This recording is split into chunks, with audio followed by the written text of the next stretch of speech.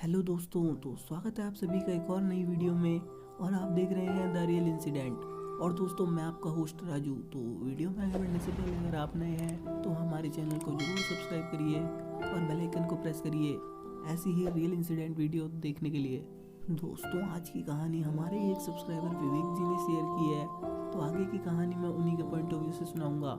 और दोस्तों, अगर आपके पास भी ऐसी कोई कहानी है तो आप हमें इंस्टाग्राम पर शेयर कर सकते हैं।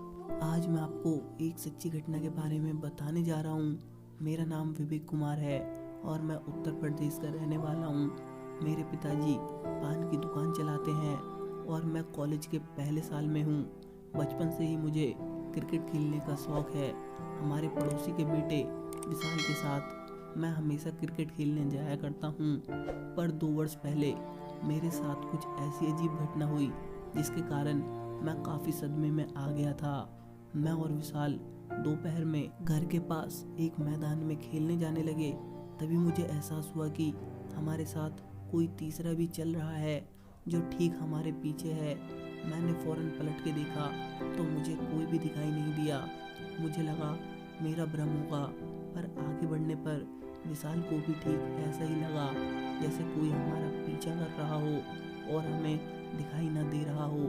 मैदान में दूसरे दोस्तों के साथ हम मिलकर मैच खेलने लगे। पहले हमारी फील्डिंग आई तो झट से मैंने बाउंड्री का स्थान चुन लिया। खेल शुरू हुआ। गेंदबाजी विशाल कर रहा था, पर मुझे विशाल के साथ एक और लड़का उसके पीछे पीछे घूमता दिखाई देने लगा जिसे हम जानते ही नहीं थे।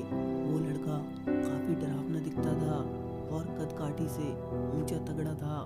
मैंने फौरन विशाल को आवाज़ लगाई कि तेरे पीछे देख कौन खड़ा है। विशाल मुझे देखकर उल्टा और जोर से चिल्लाया क्योंकि उसने भी मेरे पीछे किसी भयानक लड़के को खड़ा देखा। सारे लड़के हम दोनों पर चिल्लाने लगे क्योंकि वो सब खेल शुरू करना चाहते थे। हम यह घटना अनदेखी करके भी खेल में मगन हो गए, पर घर लौटते वक्त दोनों के हाथ पांव डर से कांप रहे थे।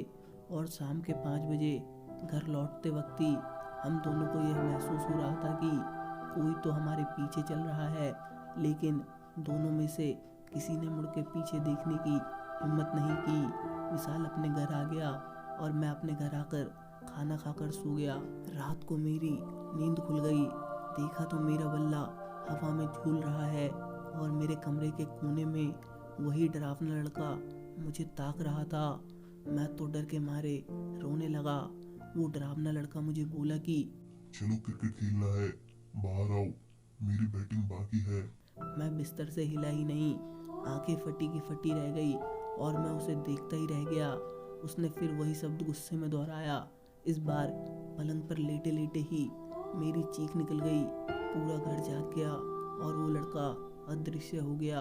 अगले दिन विशाल मुझे मिला तो उसने भी मुझसे कहा कि मैंने भी उस लड़के को अपने घर में देखा है जो मैदान में ठीक बाउंड्री पर मेरे पीछे खड़ा हुआ दिखाई दिया था। यह बात हमने अपने परिवार वालों को बताई, पर दोनों परिवार हमारा मजाक उड़ाने लगे और हम मस्ती कर रहे हैं ऐसा बोलने लगे। आगे चलकर उन दोनों लड़कों का आतंक बढ़ने लग गया। वो लड़के हमें रोज दिखने लगे और स्कूल आते जाते, खेलने आते जाते हमारे पीछे आने जाने लगे। और अब तो उन्होंने हमें पीछे से हल्के हल्के धक्का देना भी शुरू कर दिया था। मैं और विशाल दोनों खौफ में जी रहे थे। हमने खेलने जाना भी छोड़ दिया और पूरा दिन घर पर बिताने लगे। अब हमारी तकलीफ को देखकर घर वालों ने ध्यान देना शुरू कर दिया। उन्हीं दिनों मेरी नानी कुछ दिनों के लिए हमारे घर पर रहने आई थी। नानी ने विशाल के माता पिता और विशाल को हमारे घर बुलाया और माँ पापा को भी समझाया कि मुझ पर और विशाल पर किसी लड़कों की भटकती आत्माओं का साया हो सकता है, जिसे मुझसे और विशाल को दूर करना काफ़ी ज़रूरी है क्योंकि वो हमें नुकसान भी पहुंचा सकते हैं।